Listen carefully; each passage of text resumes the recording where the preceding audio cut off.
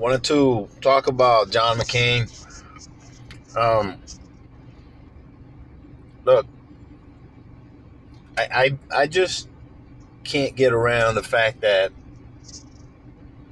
humanity, not just in this country, but humanity is still glorifying war after all the atrocities and all the suffering that it has produced. John McCain um, was a openly racist warmonger. He, they interviewed him and asked him about his experience in Vietnam and the Hanoi Hilton, and he specifically called his captors gooks. Now I understand the man hated them because they tortured him. But he said it. I'm never going to apologize for it, and I'm going to hate them till I die. And I understand, but there's no need for you to use racial slurs to describe people. And he knew full well when he said those things that calling somebody or nation person or Southeast Asian or some type of Asian person with slanted eyes, calling them gooks is like calling them a nigger. The same thing. He knows that. He knew that. And he still, and he stood by it and said, well, want to take it out. He's like the usual defense of right-wingers. Oh, you're taking it out of context. I'm like, no, we're not. You're just calling somebody a nigger using another word. But the thing is, why did the people who got captured by the Vietnamese get tortured and killed and whatever?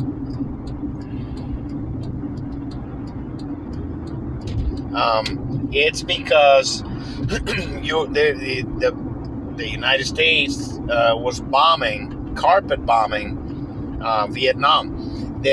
First of all, we should have never been in Vietnam. I have family members who fought in Vietnam. My biological father's career was destroyed by the United States Army. I had people who were Green Berets in the jungles of Vietnam. My cousins, they came home all fucked up, and and they'll tell you, my uncle, he was in Army intelligence, and he put together strike packages for the generals so that they could do their alpha strikes. And he tells me himself, when he saw the photographs and of the carnage and the mass murder that he had helped orchestrate, he's disgusted with it. He's like, what have I done? These are civilians and women, children, and people, village people. And if you don't know what the reason, the excuse that the United States government used to send our young people to Vietnam, it was that because they were trying to stop the spread of communism and the abuses of, they wanted to spread democracy and all this shit, or liberate the people of Vietnam. That's bullshit. It's not true. If you just look it up, look at the history. There are documentaries and there's writings about this ad nauseum. And the French people, the French government was for years one of the many places where they invaded and pillaged and submitted people to atrocities and slavery and stole their land and their resources was Vietnam, Southeast Asia. And the Vietnamese people had been fighting to free themselves from the French abuses and the French atrocities for many years. So the last president in the United States president to be on the fence and try or say anything positive to support the Vietnamese people and somehow condemned French abuses was Kennedy. And but he was on the fence. What the United States should have done, and the government, they should have supported the Vietnamese people, Ho Chi Minh. Even though Ho Chi Minh nominally in name was a communist, but in people don't understand that there are different factions, like in any ideology. He was not for the abusive Stalinist, brutal communist from the Soviet Union and China with Mao Zedong was imposing. He that was not his thing. He learned actually communism in France. And the reason he became a communist is because he saw the model and the example that he had for capitalism that he saw was the brutality of European nations, namely the French, and that they were committing against his people. They were enslaving and killing and murdering and doing everything, the French to the Vietnamese. So he wanted nothing to do with capitalism. He saw communism in theory as a way to give peace to his people and supply the needs that the people needed. So, but he was not a truly a hardliner like that. By the way, Vietnam is communist right now. So is China.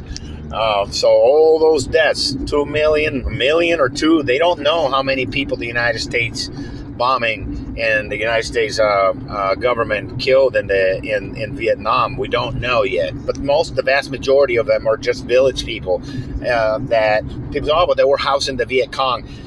Look, man, if Viet Cong, anybody with weapons comes to your village, say we need to stay here tonight. You don't have weapons. Sure, we'll stay. I'm not going to let you kill my children.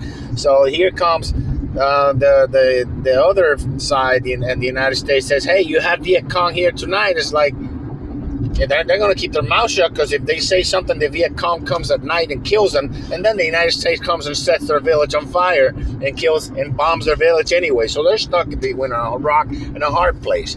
So why did the Ho Chi Minh? Why did he go forget the help from accept the help from China and Russia? Simple. It's the only people that were willing to arm him. And they nominally, in name, they were communists. So I'm not defending communists. I'm not pro-communist. Some measures, some of the ideas that communism do have some practical value, like helping providing free health care and free education to everybody. That does, but I don't believe in the state owning production. So I do believe in hybridization of capitalism and some measures of socialism and communism, sort of like some European nations have right now. Sweden, Norway, stuff like that. It works out pretty good for them. But getting back to John McCain. John McCain constantly, constantly after starting his run in politics, constantly advocated for bombing. You'll hear him in videos. Estúpida. Hey, people, I just gotta curse the people a little, because the people drive like idiots. So anyways, John McCain constantly calling for bombing everything, bomb. You hear him and you see them in videos, bomb. But he wanted to bomb Iran. He wanted to bomb this other one. You let him, he'll bomb Russia. His solution to everything was war. Now, he was not people say, oh, he was a maverick. He was a maverick when he, as far as calling out Trump and stuff like that. The only reason he called out Trump, it was because he started personal attacks on him. When he started really calling him, digging in and throwing punches back at him, was when Trump attacked him. When Trump was was out there, you know, attacking, calling my fellow Hispanics murderers and rapists and drug dealers and some good people. He didn't say shit, you know. And you know, this guy's is racist himself. So I don't co-sign this business of war hero. I don't think anybody in the Vietnam War was a hero for participating in the war. I do understand that they're in war. People do heroic things to save their friends, and those are heroes. But just because you participated in a war, and namely, you know, carpet bombing war, that was first of all an illegal war. We should have never been there. We should have never sent our young there. No, that doesn't make you a war hero. And just because you got tortured by the people that you were bombing, you know, that doesn't make you a war hero. You got tortured because you were killing a bunch of people that you had no business killing. You want to know who I think was a hero? Muhammad Ali was a hero for refusing to go to the Vietnam War. And he said, Vietnamese people haven't done anything to me. You know, why do I have to go out there and kill Vietnamese people? You know, and a lot of people in this country. So I think in that respect, we have gone backwards in this country. We have gone back to the idolization and the worshiping of warfare and war. We need to just get away from that, because this business of glorifying warmongers. If it was up to John McCain, we would have bombed Iran, and bombing Iran would have resulted in a war with Russia. Right now, Iran, Russia, and China are in a coalition, and if the United States bombs Iran, we have a very good chance of ending up in a nuclear war, which could exterminate humanity or decimate it, you know, and just leave pockets of survivors. You know, that's where we would be if it was up to John McCain. So this business of and not only that, I'll finish with this. I mean, Sarah Palin, a racist, anti-science demagogue, nasty person. You know, no, yeah, that's who he chose. You know, and that was not a mistake. He knew exactly what he was doing when he chose her. He wanted that base, that racist base, or extreme right-wing base. You know, so no, I don't consider. And if you want to know who he was, just listen to Meghan McCain. You know, she's a rabid right-wing Trump apologist. So no thanks. I don't. Furthermore, the Vietnam War was the same thing that happened with the Iraq wars. We should have never been there. We should have just gotten Saddam Hussein out of keep him out of Kuwait. But there were too many interests, and the people who were in the administration, just like during the Lyndon B. Johnson presidency, Lyndon B. Johnson and his wife, Lady Bird Johnson, they own huge amounts of stock in Bell Helicopter and other defense or military industrial complex companies, and they pushed for the war in Vietnam. They profited humongously from it, personally. You know, the same thing with the Bushes. They profited humongously from the Iraq wars. These are warmongers, mass murderers. I don't have respect for the people who pushed for this stuff. They sent our best and brightest to die so that they can enrich themselves, just like Lyndon B. Johnson did. With the lies of the Gulf of Tonkin. Everybody ask and it's been proven that it was a lie, where the United States Navy did not get attacked by the North Vietnamese or Kong or anybody.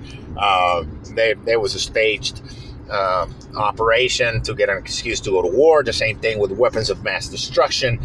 It was a lie, and then nobody holds these warmongers accountable. They're walking free, super rich, and now they get heroes, funerals, and all this stuff. You know, and until we stop treating warmongers and war criminals like George Bush Sr. and Jr. and Lyndon B. Johnson and the rest of the people. Until we stop treating these people as war heroes, we're fucked. We're going to continue to lose our children in for-profit gangster wars all over the globe, and probably going to end up destroying our species. So no, John McCain is no hero of mine.